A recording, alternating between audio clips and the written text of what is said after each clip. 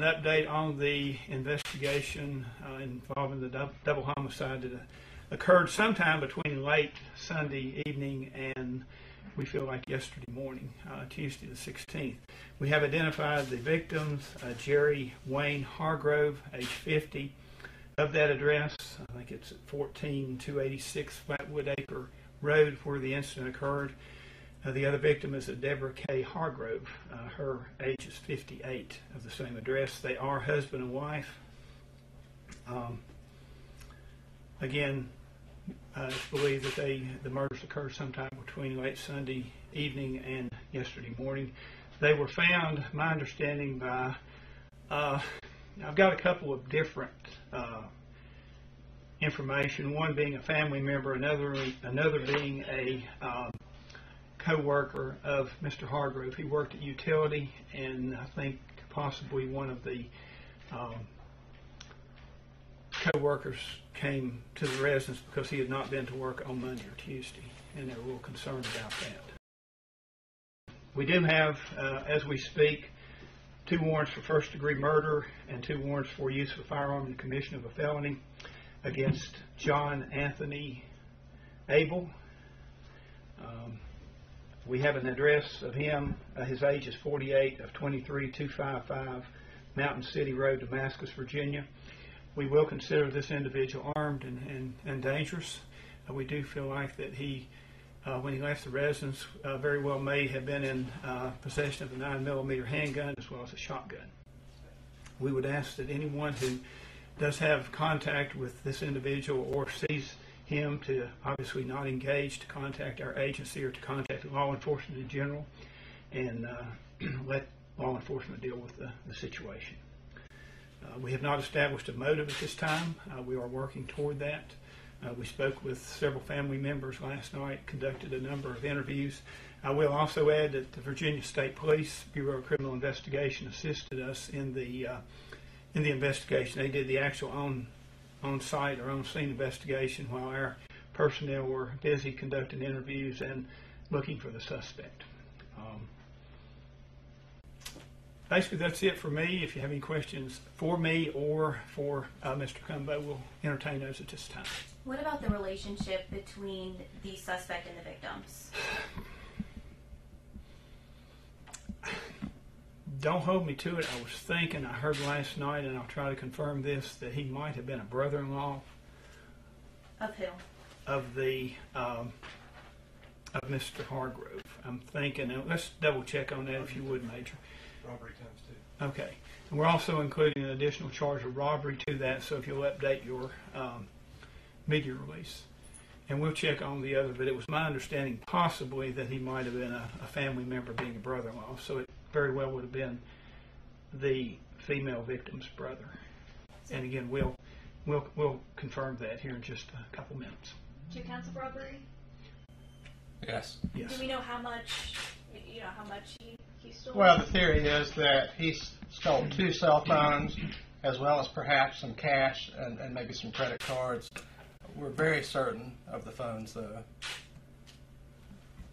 Now, when we show this picture to our viewers, you believe that he's clean-shaven? Exactly. I meant to mention that, so thank you for bringing that to my attention. He allegedly was sighted yesterday between Mountain City and Damascus at a little location called Silver Lake, and the individual that provided that information. Suspect is the deceased woman's brother, the deceased man's brother-in-law. Okay. Hey, I got that right, sort of. Can you go ahead and tell that to us, please? Yeah. Okay. As far as being clean-shaven, our information was late yesterday evening that the individual had been sighted over a location, what they call Silver Lake, which is between Damascus and Mountain City, and that the individual provided that information said that he was clean-shaven. So you will not see the individual looking like this at that point. Do you have any other leads on where he might be? We are, as you speak, Maggie, following up on additional leads. We also are obtaining assistance from the U.S. Marshal Service, as well as state police, as well as other jurisdictions surrounding our county and in Tennessee.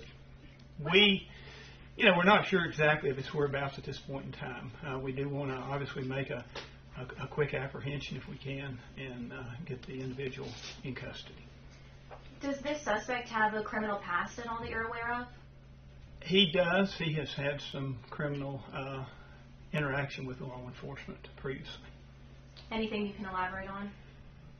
I think some larceny charges, I believe. I don't know exactly what else. Obviously, not anything of this magnitude. You know, obviously, whenever something like this happens, it's obviously a tragedy. Can you talk a little bit, about the circumstances, what was found on the scene, that type of thing, or can't you elaborate into? Well, I won't go into a lot of detail. I will say that the house, and I made this statement last night to news media, that the house was in disarray. Appeared to be somewhat of a struggle, I guess, if you would, from the indication of the what we saw. And again, I may let Mr. Combo allude to that just till I think he left the scene up there. Sure, I was on scene. I don't know specifically what kind of questions you may have. When I went in, the state police had already processed the scene, collected evidence. The bodies had been removed, but there were still signs of the two homicides, including gunshot exits from the home in two different places. As far as evidence that he left behind, fingerprints, footprints. I don't know that it would be proper, Maggie, at this point to really get into our investigative portion of it that we'll be obviously presenting to the Commonwealth and then eventually presenting to the court. Now, he came in a little while ago and went and said the relationship. Can we just get you to tell that to us as well? Sure. The relationship of the accused at this point in time is the brother of the female victim, which would obviously be the brother-in-law of the male victim.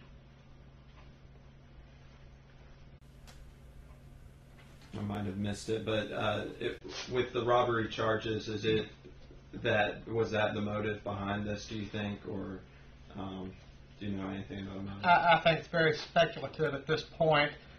However, I would think that the robbery was incidental to why he had already killed these people. It would happened afterwards.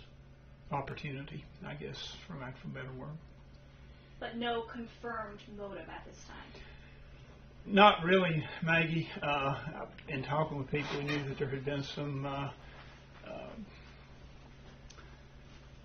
family problems, I guess, issues, if you would, among the family. It's a fairly large family. I think there were several brothers and sisters there, and just in general talking yesterday, it appeared that he had some aggressive interaction with some of the family members. Again, I'm not saying that's a motive at this point in time, but certainly it lends itself to very possibly could be.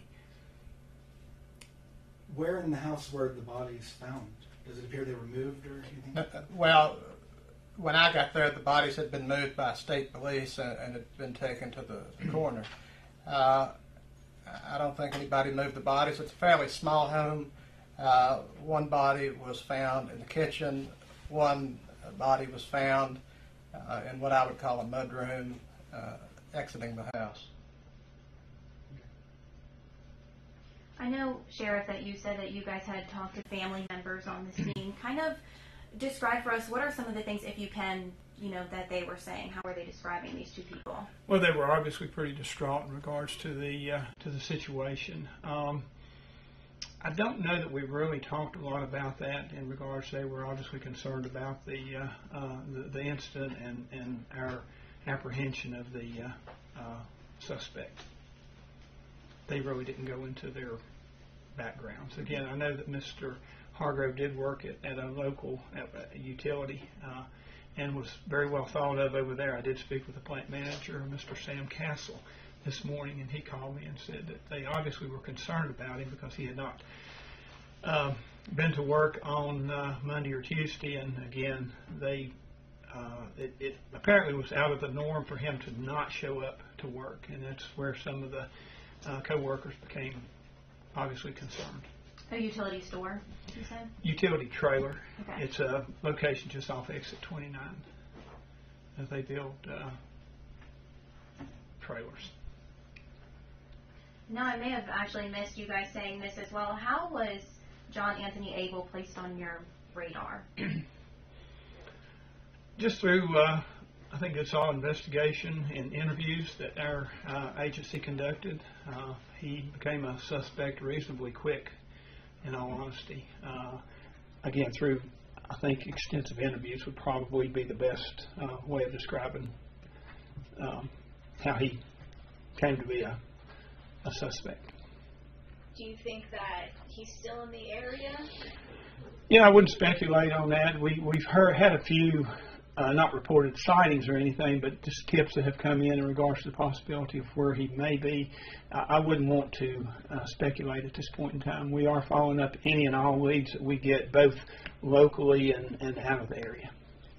Now, again, what is your message to the public regarding this? Because I see that you say you do believe he is armed and dangerous. So anything that you want the public to know or be aware of? Well, certainly, as I said just a few minutes ago, if you see the individual, certainly don't engage him by any means.